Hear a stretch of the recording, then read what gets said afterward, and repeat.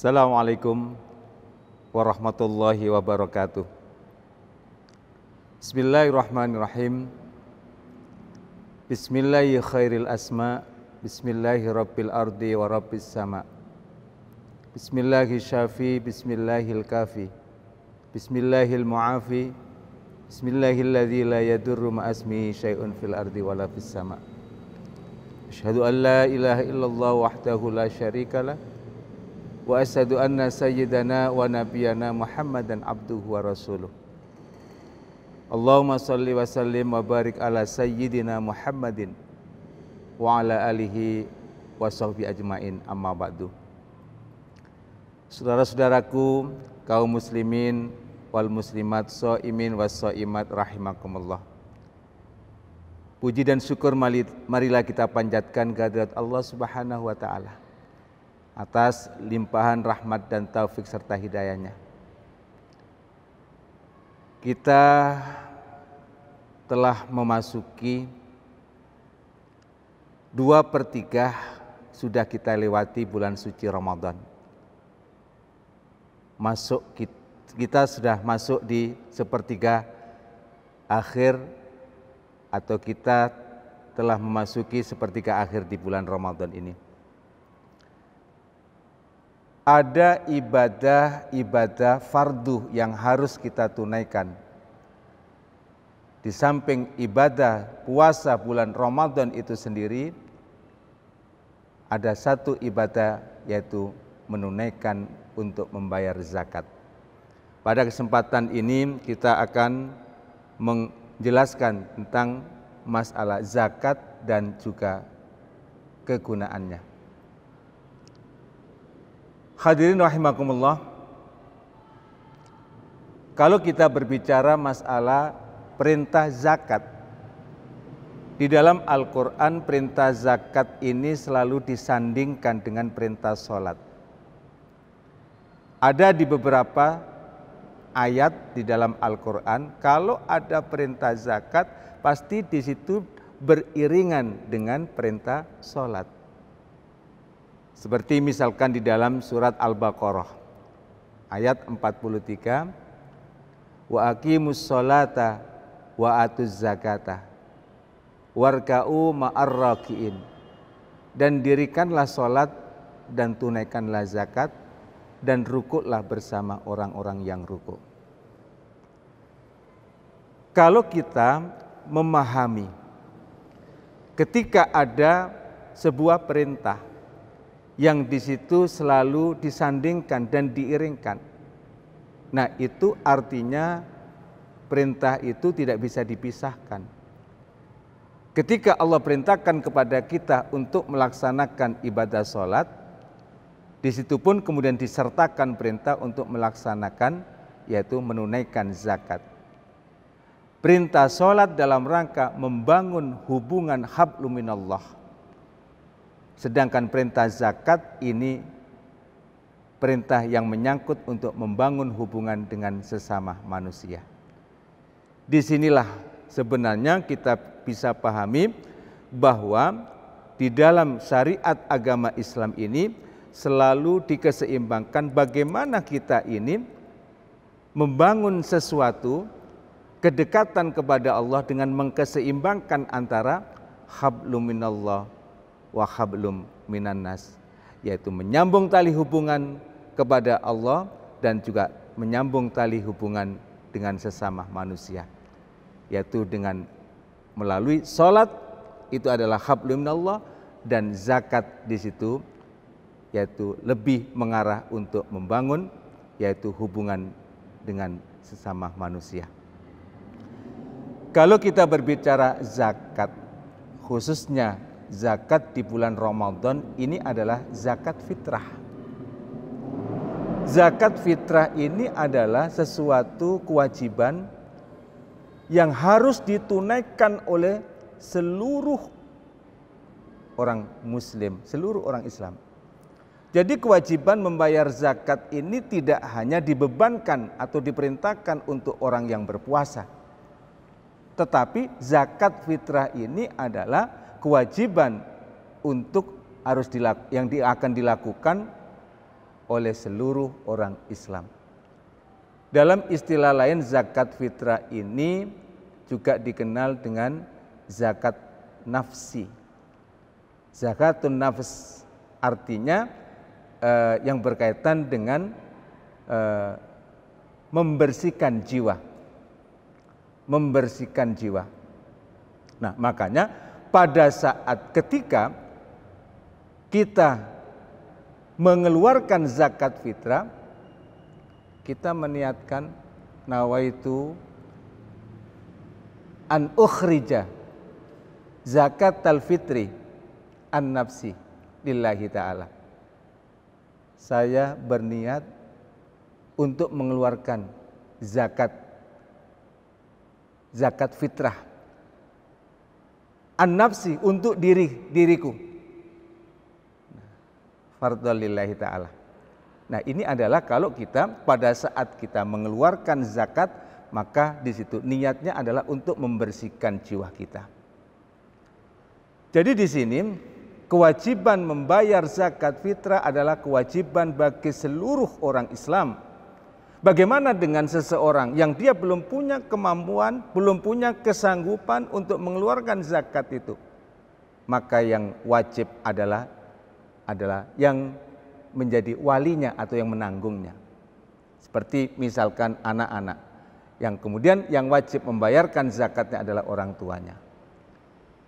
Nah, atau bagaimana ada seseorang dalam kondisi yang dia sendiri sebenarnya termasuk yang berhak menerima zakat karena dia sebagai seorang yang fakir dan miskin. Nah, bagaimana? Apakah kewajiban itu tetap ada padanya padahal dia termasuk orang yang dia adalah fakir miskin, orang yang berhak untuk menerima zakat. Nah, disinilah waktu untuk membayar zakat fitrah ini adalah memang di bulan Ramadan. Khususnya adalah di 10 hari terakhir di bulan Ramadan. Makanya kalau berbicara masa waktunya mengeluarkan zakat fitrah ini, jadi mulai awal Ramadan sampai sebelum dilaksanakannya sholat Idul Fitri. Nah, maka disitulah kita saudara-saudara muslim ketika melihat entah itu tetangga kita, entah itu saudara kita, teman kita yang dalam kondisi yang dia itu tidak artinya termasuk orang yang artinya dia dalam posisi sebagai muzaki yang berhak untuk menerima zakat, tetapi dia supaya juga bisa melaksanakan zakat fitrahnya, maka kita yang tahu, kita yang dekat, kita harus artinya mengeluarkan atau memberikan kepada mereka lebih dulu haknya untuk menerima zakat supaya dia pun kemudian melakukan kewajibannya untuk membayar zakat untuk dirinya ataupun untuk keluarganya. Saudara-saudaraku kaum muslimin, shaimin wa shaimat rahimakumullah. Jadi diharapkan kalau zakat fitrah ini jadi memang semuanya orang Islam wajib untuk melaksanakannya, termasuk dalam posisi orang yang tadi sebagai mustahik, orang yang berhak menerima zakat, maka lebih dulu yang harus diperhatikan untuk bisa menerima haknya, kemudian supaya sebelum melaksanakan sholat Id dia sudah bisa membayar zakat fitrahnya. Nah, jadi disinilah akan terlihat bagaimana keindahan ajaran Islam ini membangun semacam kepedulian atau memberikan perhatian supaya jangan sampai pada saat ketika merayakan hari raya Idul Fitri ada di antara saudara-saudara kita khususnya orang yang fakir dan miskin dia tidak bisa merayakan hari rayanya. Kemudian kalau perintah berzakat ini ada juga zakat yang kita kenal adalah zakat mal. Nah, zakat mal pada dasarnya adalah zakat yang menyangkut tentang harta. Ini akan dibebankan. Perintah zakat mal ini adalah para aghnia, orang-orang yang punya kelebihan di dalam hartanya. Nah, secara khusus ini akan suatu pembahasan yang tersendiri mengenai keberadaan zakat mal ini. Karena di situ ada beberapa ketentuan, ada beberapa persyaratan yang harus dipenuhi atau seseorang akan terkena artinya untuk kewajiban membayar zakat malnya ketika dalam posisi yang pertama, dia adalah orang yang berharta. Dan harta yang dimiliki itu adalah harta yang tentunya harta yang halal. Kemudian harta itu dikuasai, artinya dia yang bisa mengendalikan. Karena ada juga dalam posisi dalam catatan dia memiliki banyak harta, tetapi hanya dalam catatan, masih belum dalam penguasaannya. Dipinjam sana, dipinjam sini, tapi dalam catatannya sebenarnya jumlahnya itu sudah memenuhi kewajiban untuk mengeluarkan zakatnya. Nah, kalau dia tidak menguasai keberadaan hartanya, walaupun di dalam jumlah dia termasuk yang wajib mengeluarkan zakat atau nisabnya, tetapi dia tidak termasuk yang sudah memenuhi syarat wajibnya mengeluarkan zakat malnya. Jadi di sini seseorang yang dia wajib menunaikan zakat malnya, di situ pertama harta itu memang sudah dalam genggamannya, kemudian harta itu sudah dalam hitungan haul, dimiliki sudah dalam perputaran waktu 1 tahun, dan kemudian harta itu memenuhi nisabnya, yaitu syarat wajibnya untuk mengeluarkan zakat. Nah, jadi ada zakat fitrah, ada zakat mal. Zakat fitrah, nah itu khusus memang adanya di bulan suci Ramadan.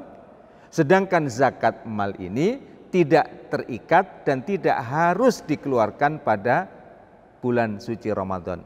Artinya di bulan-bulan yang lain asalkan sudah memenuhi syaratnya, nah itu bisa dilaksanakan. Cuma karena kemuliaan bulan suci Ramadan, setiap kebaikan itu dilipat gandakan pahalanya, amalan-amalan itu akan dilipat gandakan pahalanya, termasuk ketika seseorang mau menunaikan atau membayar zakatnya mengambil momentum Ramadan. Karena di situ melihat keutamaan dari bulan suci Ramadan. Saudara-saudaraku kaum muslimin wal muslimat, shaimin wa shaimat rahimakumullah. Kemudian mengenai manfaat dari zakat ini. Kalau zakat fitrah tadi khususnya bagaimana pada saat ketika merayakan bulan suci Ramadan itu, saudara-saudara kita yang dalam posisi yang kurang beruntung atau dalam kondisi fakir dan miskin harus tertolong, jangan sampai tidak bisa merayakan yaitu hari raya Idul Fitri. Maka disitulah dia dalam posisi yang harus didahulukan untuk menerima zakat dari zakat fitrah. Sedangkan untuk zakat mal ini akan bisa disalurkan kepada beberapa kelompok atau beberapa asnaf yang ada di dalam ketentuan surat At-Taubah ayat 60, yaitu ada 8 asnaf atau 8 kelompok yang bisa menerima, artinya zakat, khususnya di sini adalah zakat mal. Jadi zakat mal ini bisa juga kemudian di dalam pentasarupan atau di dalam pembagiannya. Lil fuqara'i wal masakin, fakir miskin, wal amilina, kemudian amil. Amil ini adalah seseorang yang bertugas untuk menghimpun, mengumpulkan dan membagikan zakat. Nah, keberadaan amil itu pada dasarnya memang tugas utamanya adalah ya tadi menghimpun, mengumpulkan dan juga membagikan.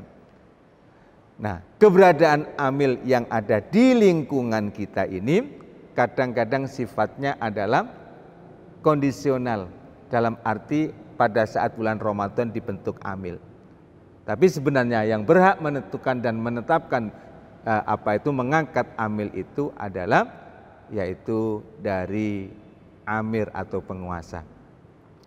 Kemudian wal gharimina wal muallafati qulubuhum, ada juga gharim, orang yang dia terlilit hutang bukan karena perbuatan maksiat sehingga dia terlilit hutang. Kemudian ada juga orang yang mu'allaf, dia punya hak untuk menerima, tapi bukan berarti wajib. Jadi di sini ada juga dari kalangan mu'allaf, tapi dia adalah orang-orang yang kaya.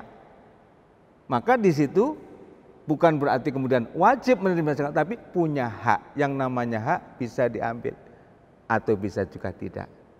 Nah, jadi disitulah ada 8 asnaf di sini, khususnya untuk mengelola keberadaan zakat mal. Untuk sabilillah, misalkan membuat atau mendirikan lembaga pendidikan atau tempat ibadah, itu ada juga haknya, yaitu dalam sabilillah.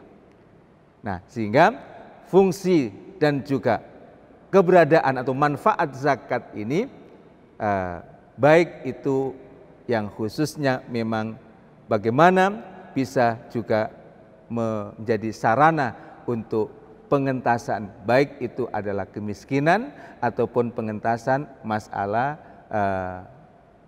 kalau ada pemberantasan buta huruf berarti pendidikan, dan juga masalah-masalah sosial yang lainnya.